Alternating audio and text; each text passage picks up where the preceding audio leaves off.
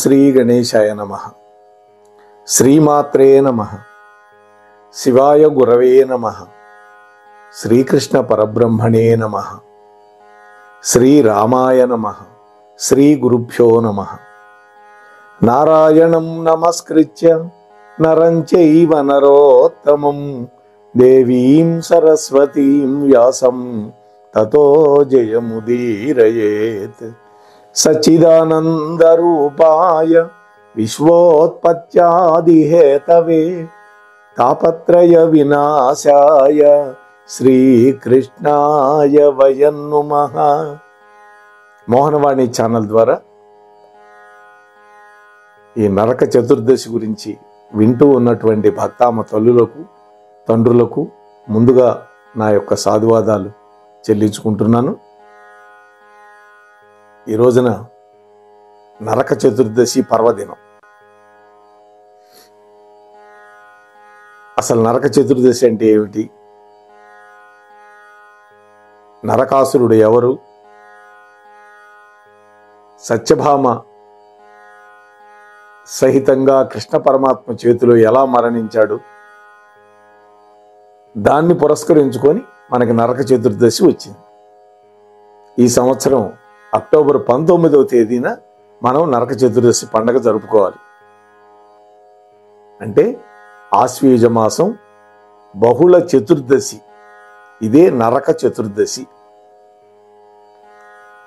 ప్రముఖ ఆధ్యాత్మికవేత్తలు పంచాంగకర్త అయినటువంటి బ్రహ్మశ్రీ చిలకమర్తి ప్రభాకర చక్రవర్తి శర్మ గారు 19వ తేదీ జరుపుకోవాలని నిర్ణయించారు. మరి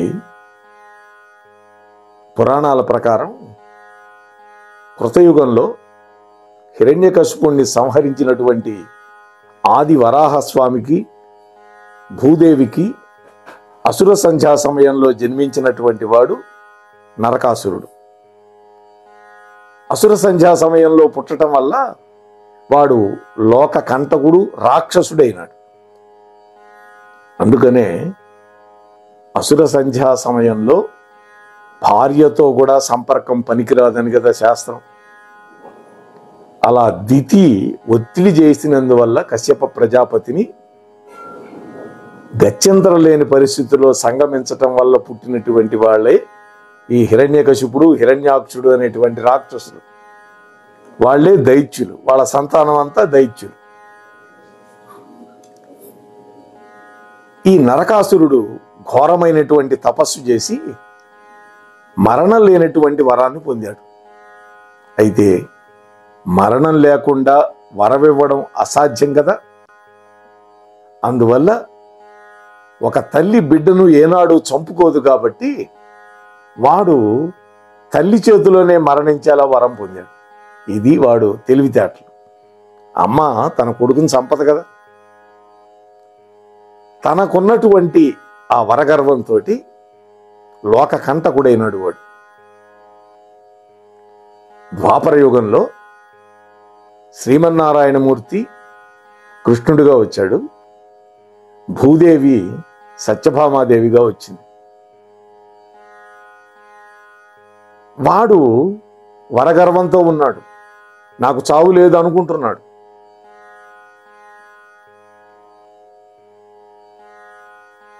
అప్పటికి నరకాసురుడు లోకకంటకుడై చేస్తున్నటువంటి అధర్మ కృత్యాలను అరికట్టడానికి ఋషులు, మానవులు అందరూ దేవతలు మొరపెట్టుకుంటే కృష్ణ పరమాత్మ బయలుదేరాడు. కృష్ణుడు బయలుదేరితే ఎప్పుడూ యుద్ధానికి రానటువంటి సత్యభామాదేవి కూడా పరమాత్మ యొక్క ప్రేరణ, యోగమాయ ప్రేరణతోటి ఆమె కూడా బయలుదేరింది. అప్పుడు కృష్ణుడికి నరకాసురుడికి మధ్య ఆ ప్రాగ్జ్యోతిషపురంలో ఘోరమైన యుద్ధం జరిగింది. ఆ యుద్ధంలో లీల చేశాడు కృష్ణుడు, తనకు మూర్ఛ వచ్చినట్టుగా నటించాడు. అప్పుడు ఆమె ధనుర్బాణాలు ధరించి అద్భుతంగా యుద్ధం చేసింది. లేమా ధనుజుల గెలువగలేమా అని ఒక పద్యం కూడా పోతన గారు ఆ సందర్భంలో రాశారు. ఆ యుద్ధంలో నరకాసురుడు వధింపబడ్డాడు. ఈ విధంగా వాడు కోరుకున్నటువంటి వరం ప్రకారం తల్లి చేతిలోనే ప్రాణం విడిచాడు. ఆ తర్వాత తన కొడుకుని తెలుసుకుంది సత్యభామ. చూడండి, సత్యభామ భూదేవి అంశావతారం అయినప్పటికీ కూడా ఆమెకి తెలియదు వాడు తన కొడుకని. ఆ తర్వాత పరమాత్మే చెప్పాడు. వాడు ఆ విధంగా వరం కోరుకున్నాడు కాబట్టి నీ చేత వధింపబడ్డాడమ్మా అన్నాడు. అప్పుడు తన యొక్క పుత్రుడి పేరు కలకాలం ఉండేలాగా చేయమని కృష్ణ పరమాత్మని ప్రార్థించింది ఆ తల్లి. సత్యభామ దేవి యొక్క కోరిక మేరకి ఆశ్వయుజ బహుళ చతుర్దశిని ఇక నుంచి నరక చతుర్దశిగా పిలుస్తారు అని నిర్ణయం చేశాడు. భీష్ముడు కూడా ఒక ఏకాదశి ఇచ్చాడుగా స్వామి. వాస్తవానికి భీష్ముడు ప్రాణాలు విడిచిపెట్టింది అష్టమి రోజు, మాఘ శుద్ధ అష్టమి. ఆ తర్వాత వచ్చే ఏకాదశిని భీష్మ ఏకాదశిగా నిర్ణయం చేశాడు పరమాత్మ ఆయన కోసం. ఇక్కడ కూడా జరిగిన యుద్ధం ఆ రోజే కాబట్టి, వధింపబడింది ఆ రోజే కాబట్టి ఆ చతుర్దశి తిథిని నరక చతుర్దశిగా నిర్ణయించాడు పరమాత్మ. అంటే ఈ నరక చతుర్దశి రోజు నుంచి 3 రోజుల పాటు ఖచ్చితంగా దీపాలు వెలిగించాలని శాస్త్రం చెబుతోంది. నరక చతుర్దశి సాయంత్రం ప్రదోష కాలంలో దీపాలు వెలిగించటం వల్ల పితృదేవతల యొక్క అనుగ్రహం కలుగుతుందని శాస్త్రాలు చెబుతున్నాయి. అంతేకాదు, ఇందాక మనం చెప్పుకున్నట్టు ధనత్రయోదశి రోజు కూడా యమద్వీపం పెడతాం, యముడికి దీపం పెడతాం. అంటే ఆ రోజు నుంచే మొదలైంది దీపావళి అమావాస్య సంబంధించిన సంరంభం. నరక చతుర్దశి రోజు కనుక దీపాన్ని వెలిగించి ఎవరైతే ఈ శ్లోకాన్ని చదువుతారో వాళ్ళకి పుణ్యం వస్తుంది. ఏమని చదవాలి? తత ప్రదోష సమయే దీపాన్ దద్యాన్ మనోరమాన్ దేవాలయే మరేవాపి ప్రాకారోద్యాన వీధిషు గోవాజి హస్తిశాలాయాం ఏవం ఘస్రత్రయేపి చ తులా సంశ్లే సహస్రాంశౌ ప్రదోషే భూతదర్శయోః ఉల్కా హస్తా నరాః కుర్యుః పిత్రేణాం మార్గదర్శనం. ఇది అంటే ప్రదోషకాలంలో మనోహరంగా దీపాలు వెలిగించాలి. ఎక్కడ? దేవాలయంలో గాని, చెరువుల యొక్క తీరంలో గాని, బావుల యొక్క ఒడ్డున గాని, వీధుల్లో గాని, గోశాలల్లో గాని, గుర్రపు శాలల్లో గాని, ఏనుగులుండే శాలల్లో గాని వెలిగించాలి. అంటే సూర్యుడు తులారాశిలో ప్రవేశించే సమయం అది. అటువంటి సమయంలో ప్రదోషకాలంలో సమస్త భూతాలు దర్శించటం కోసం మనం దీపం పెట్టాలి. అంటే ఈ దీపాలు పెట్టటం వల్ల దక్షిణ దిక్కులో ఉండే పితృదేవతలకి మార్గం కనిపిస్తుంది మన ఇంటికి రావడానికి, మనల్ని అనుగ్రహించటానికి.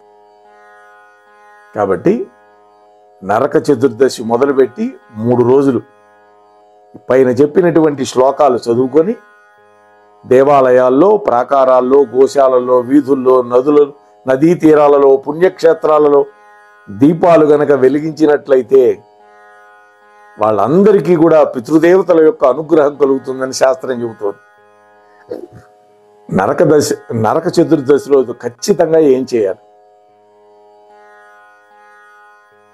ఈ సంవత్సరం అక్టోబర్ 19వ తేదీ వస్తోంది నరక చతుర్దశి. అయితే ఈ నరక చతుర్దశి రోజు ప్రతి ఒక్కరూ ఖచ్చితంగా ఆచరించవలసినటువంటి నియమాలు ఏంటంటే, ఉదయాన్నే సూర్యోదయానికి ముందే అభ్యంగన స్నానం చేయాలి. నువ్వుల నూనె తలకి ఒంటికి పట్టించుకొని చక్కగా తలస్నానం చేయాలి. అంటే విశేషంగా నువ్వుల నూనెతో శరీరానికి నలుగు పెట్టి స్నానం చేయాలి. ఎందుకని? అమ్మవారు చెప్పింది, సూర్యుడు తులారాశిలో ఉండగా గంగమ్మ ఏం చెప్పింది? ప్రతి జలరాశిలో నేనుంటానని చెప్పింది, ప్రతి నూనెలో కూడా నేనుంటానని లక్ష్మీదేవి చెప్పింది. అందువల్ల అంటే లక్ష్మీ కళ మనకు రావాలి అంటే నువ్వు నూనెలతో మర్దనం చేసుకొని స్నానం చేయాలి. అర్థమైంది కదా? నరక చతుర్దశి రోజు దేవతలకి పితృదేవతలకి తర్పణాలు వదిలిపెట్టాలి. తర్పణాలు ఎప్పుడు మధ్యాహ్నం కుతప కాలంలో విడిచిపెట్టాలి. అంతేకాదు నరక చతుర్దశి రోజు నరకాసురుడి యొక్క వధా వృత్తాంతం వినాలి. శ్రీకృష్ణుడు, సత్యభామ, లక్ష్మీదేవులను పూజించాలి. నరక చతుర్దశి రోజు సాయంకాలం పూట ఇంటిని శుభ్రపరుచుకొని ఇంటి గుమ్మమునందు తులసి కోట దగ్గర మందిరంలో అంటే పూజా మందిరంలో దీపాలు వెలిగించాలి. ఇవన్నీ కూడా మనం గనక చేస్తే మనకి ఆ కృష్ణ పరమాత్మ యొక్క, లక్ష్మీమాత యొక్క, భూదేవి పుత్రిక అయినటువంటి ఆ యొక్క సత్యభామాదేవి యొక్క అనుగ్రహం కలుగుతుంది. ఎందుకంటే మనం భూమి మీదనే బతుకుతున్నాం. భూమి లేకపోతే మనం లేము, మన మనుగడ లేదు. మనం తినే ఆహారం భూమిలో నుంచి వస్తుంది. మనం నివసించే ఇల్లు భూమి మీద కట్టుకున్నాం. మనకు లభించే జలాలన్నీ భూమి నుంచే వస్తున్నాయి. కాబట్టి ఏ రకంగా చూసినా భూదేవికి మనం రుణపడి ఉన్నాం కదా. అందువల్ల తప్పకుండా ఈ నరక చతుర్దశి రోజు ఈ చెప్పినటువంటి నియమాలన్నీ మనం పాటించాలి.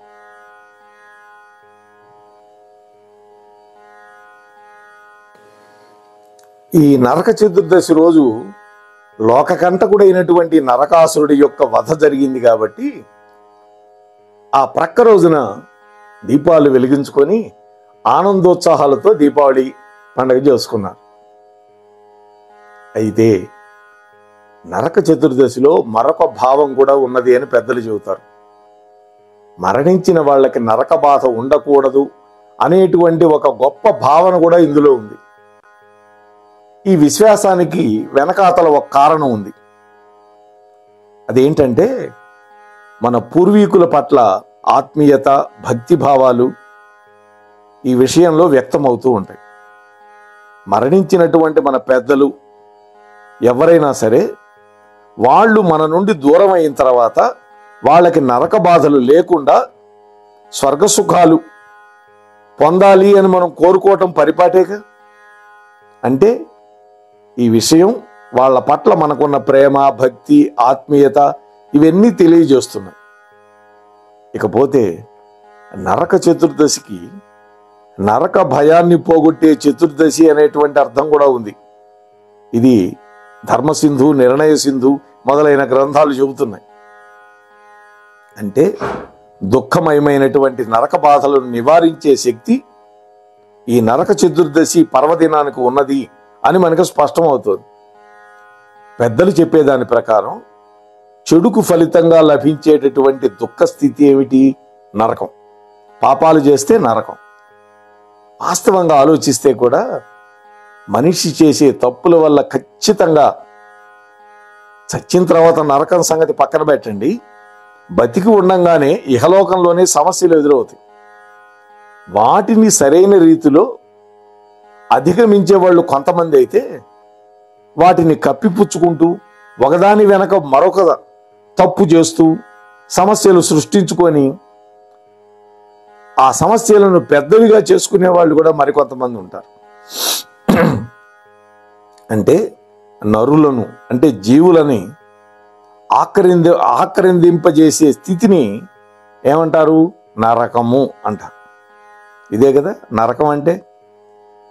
అంటే భూలోకంలో వాళ్ళు చేసినటువంటి దుష్కర్మలకి ఫలితంగా పరలోకంలో వేదన కలుగుతుంది. ఈ శిక్షా వ్యవస్థ ఈ ప్రపంచం మొత్తం వ్యాపించి ఉంది. అలా కలిగేటటువంటి చెడు పరిస్థితిని దానిలో కలిగే ప్రభావాన్ని, దానివల్ల కలిగే బాధని తొలగింపజేయవలసిందిగా కాలస్వరూపుడైనటువంటి భగవంతుణ్ణి ఆరాధించటమే నరక చతుర్దశి, దీపావళి అమావాస్యల్లో ఉండే నిగూఢమైన ఆచారం. ఇంకా వివరంగా చెప్పాలంటే, మనిషి తాను చేసిన తప్పులను మన్నించి దానివల్ల తనకు కలిగే బాధలను తొలగించమని మనస వాచ కర్మణ ఆ భగవంతుణ్ణి, ఆ పరమాత్మ స్వరూపమైనటువంటి కాలాన్ని కూడా వేడుకోవటం. అంటే ఇక మీదట ఎలాంటి తప్పులు చేయను అని ఆ భగవంతుడి ముందు నిర్ణయం తీసుకోవటం, తనలో తాను ఒక గట్టి సంకల్పాన్ని తీసుకోవడమే నరక చతుర్దశి, దీపావళి, అమావాస్య పండగల్లో ఉన్న అంతరార్థం. అంతేకాదు, అజ్ఞానం మీద జ్ఞానం విజయం సాధించటం, చీకటి మీద వెలుగు విజయం సాధించటం అనే మాటలు మనం వింటూ ఉంటాం. అయితే వెలుగును కూడా చీకటి ఉంటేనే విలువ అన్నట్లుగా మనిషిలో కూడా కష్టాలు వస్తుంటేనే వాటిని దాటుకొని సుఖాలను చేరుకొని వాటి పట్ల సంతోషపడతాం. ఎప్పుడూ వెలుతురున్నా మనకు ఆనందం ఉండదు, చీకటి పడితే నిద్రపోతాం కదా. ఎప్పుడు చీకటే ఉంటే మనం పనులు చేసుకోవాలంటే వెలుతురు ఉండదు. అందుకనే పగలు వెనక రాత్రి, రాత్రి వెనక పగలు, అలాగే దుఃఖం వెనక సుఖం, సుఖం వెనక దుఃఖం, ఈ రెండు చక్రంలాగా పరిభ్రమిస్తూ ఉంటాయి అని వాల్మీకి మహర్షి అయోధ్యకాండలో చెబుతారు ఈ మాట. సుఖస్యానంతరం దుఃఖం. హే భరత, రామచంద్రమూర్తి చెప్పిన మాట. సుఖస్యానంతరం దుఃఖం, దుఃఖస్యానంతరం సుఖం, చక్రవత్ పరివర్తేతే సుఖ దుఃఖేషు నిరంతరం అంటాడు. కాబట్టి కష్టం తర్వాత సుఖం, వెలుగు తర్వాత చీకటి, చీకటి తర్వాత వెలుగు అనేటువంటివి నరక చతుర్దశి వెనకాల ఉన్నటువంటి అంతరార్థం. ఈ అంతరార్థాన్ని మనం తెలుసుకొని ఈ పండుగలని చక్కగా మన జీవితంలో ఆచరించి అన్వయం చేసుకొని మన ఇంట్లో ఉండే పిల్లలకు కూడా మనం తెలియజేయాలి. వాళ్ళ ఊరిక పండగ రాగానే, దీపావళి అమావాస్య రాగానే వేలకు వేలు తగలేసి టపాసులు తగలేయటం ఇదొక్కటే కాదు. అసలు ఆ పండగ వెనకాల ఉన్నటువంటి ఆంతర్యం ఏంటి, పితృదేవతలకు ముడిపడి ఉన్నటువంటి పండగలు ఇవి. అందులో అమావాస్య అంటే పితృదేవతలకు మరింత ఇష్టం. రేపటి రోజు కలుసుకొని దీపావళి అమావాస్య యొక్క ప్రాముఖ్యతని, ప్రాధాన్యతని తెలుసుకునే ప్రయత్నం చేద్దాం. అంతవరకు ఈ ఛానల్కి ఎవరైనా సబ్స్క్రైబ్ చేయకపోతే వెంటనే చేయండి. మీతో పాటు మీ మిత్రుల్ని, బంధువుల్ని కూడా సబ్స్క్రైబ్ చేయించండి. అంశం నచ్చితే ఒక లైక్ ఇచ్చి మీ కామెంట్ కూడా పెట్టండి. కనీసం 10 మంది బంధుమిత్రులకి ఈ వీడియోని పంచండి. హైప్ అనేటువంటి ఒక బటన్ ఉంటుంది, అది ప్రెస్ చేశారంటే మరింత మందికి వైరల్ అవుతుంది అని మీతో మనవి చేసుకుంటూ ముగిస్తున్నాను. స్వస్తి సర్వేషాం. మన కార్యక్రమాలు నచ్చితే ఒక లైక్ చేయండి, మాకు ఎంతో ఎంకరేజ్మెంట్గా ఉంటుంది. అలాగే కామెంట్ చేయండి. కామెంట్ చేస్తే మేము మంచి క్వాలిటీ కంటెంట్ అందించడానికి దోహదపడుతుంది. ఆడియోస్ని షేర్ చేయండి. ఆడియోని షేర్ చేస్తే మన ఛానల్ అభివృద్ధి చెందడానికి ఉపయోగపడుతుంది. ఇంతవరకు మన కార్యక్రమాన్ని చూస్తూ ఎంజాయ్ చేస్తున్నట్లయితే, ఒకవేళ సబ్స్క్రిప్షన్ కనుక చేయలేకపోతే ఇప్పుడే ఈ క్షణమే సబ్స్క్రైబ్ చేసుకుని ఆ పక్క నుండి బెల్ బటన్ మోగించండి. వినండి, వినిపించండి, వింటూనే ఉండండి. మోహనవాణి తెలుగు పోడ్కాస్ట్.